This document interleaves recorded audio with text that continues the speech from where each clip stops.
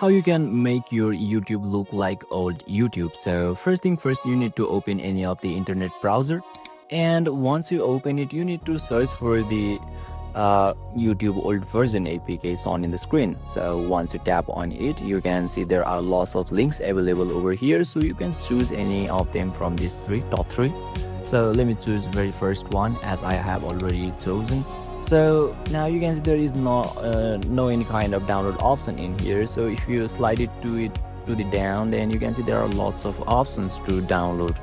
So you can select any of them according to your Android device, and once you tap on it, yeah, you will be able to download your old YouTube successfully. So basically this is how, and this is the process to make your YouTube look like old YouTube. And if you still encounter any issue during this process, feel free to leave a comment and I'll be happy to assist you. Thank you for watching, and I'll see you next time.